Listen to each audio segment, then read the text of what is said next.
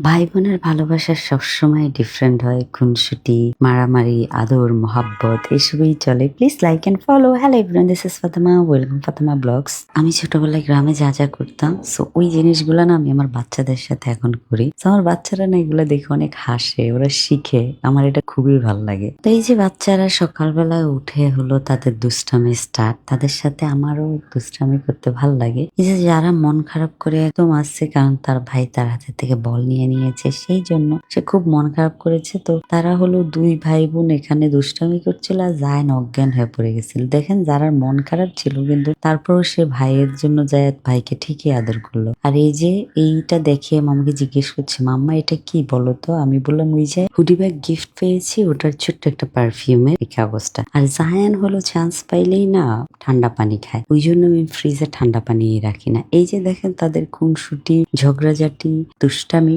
সব চলে। আর তাদের সাথে সাথে আমিও থাকি, মানে আমিও হলো বাচ্চাদের সাথে বাচ্চা হয়ে অ্যাক্টিভ হয়ে কাজ করি, যেন তারা হলো অলসতা না আসে তাদের মধ্যে। তো যাই হোক, আমার এখন চলে যেতে হবে রান্নাঘরে। আজকে অনেক কিছু রান্না করব। আর রান্না করতে করতে একটা জিনিস চিন্তা করতেছিলাম, যে কক্সবাজার থেকে শুটকি আনলাম, একটু শুটকি রান্না করলাম না। পরে ভাবলাম ঠিক আছে, তাহলে শুটকিও রান্না করে ফেলি। তো নিয়ে নিলাম শুটকিও রান্না করে ফেলাম। এর মাঝখানে সায়ান হলো চিৎকার দিতে দিতে আমার কাছে আসছে। আমি বললাম কি হয়েছে সায়ান? তারপর বলল জায়ান ভাই আমাকে মাইর দিয়েছে। এই যে তাদের এই খুনসুটি ঝগড়া সারাক্ষণ লেগেই থাকে। জায়ানকে জিজ্ঞেস করলাম, জায়ান বলল মাম্মা আমি আস্তেই একটা থাপ্পড় দিয়েছি। আমাকে কেন দিয়েছ? পরে বলে কি আমি তাহলে আদর করে দেই, আদর করবে। এখন সায়ান বলে না, আমাকে আদর করা যাবে না। এখন সায়ান হলো অনেক রাগ হয়েছে, জায়ান তার রাগ ভাঙানোর চেষ্টা করতেছে। তো যাই হোক, ফাইনালি হলো জায়ান সাকসেসফুল তার রাগ ভাঙানোতে। তা এখন হলো আমরা সবাই মিলে বসে যাব খাবার খেতে।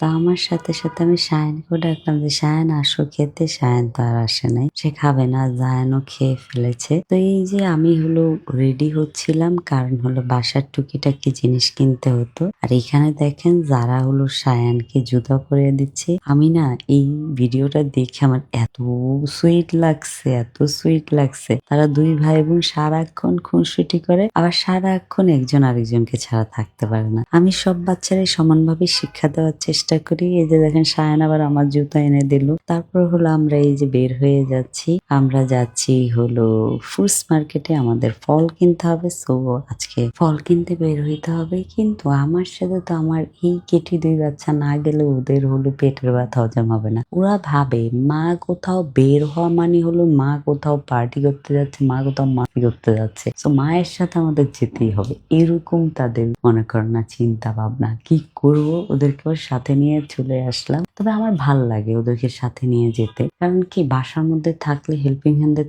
কাছে থাকলে দেখা যায় হেল্পিং হ্যান্ডরা কি করে জানেন, ফোন চাপে। তখন বাচ্চারা ওই অভ্যাসটা হয়ে যায়। আর আমার সাথে ঘুরে ঘুরে বাজার করলো, এক্সপিরিয়েন্স হইলো লাইফের সম্পর্কে। এটা আমার খুবই ভালো লাগে। এটা আমি প্রত্যেকটা বাচ্চাকেই করানোর চেষ্টা করি। এতে হবে কি বাচ্চাদের গ্যাজেটের প্রতি বা কার্টুনের প্রতি ফ্যাসিনেশন কমে যাবে, রিয়েল লাইফ ওরা শিখতে পারবে। তো এই যে ফর মার্কেটে আইনে আমি ওদেরকে রিয়েল লাইফটা শিখাচ্ছি, বা সবজি কিনতে যাচ্ছি সবজি মার্কেটে নিচ্ছি, বা গ্রামের বাড়িতে নিচ্ছি। তো আমি প্রত্যেকটা জিনিস বুঝে শুনি আমার বাচ্চাদেরকে লার্ন করার চেষ্টা করছি। তো সবকিছু মিলে আজকের দিনটা খুবই ভালো গিয়েছে। Thank you so much for watching my video. Bye bye, আল্লাহ হাফেজ।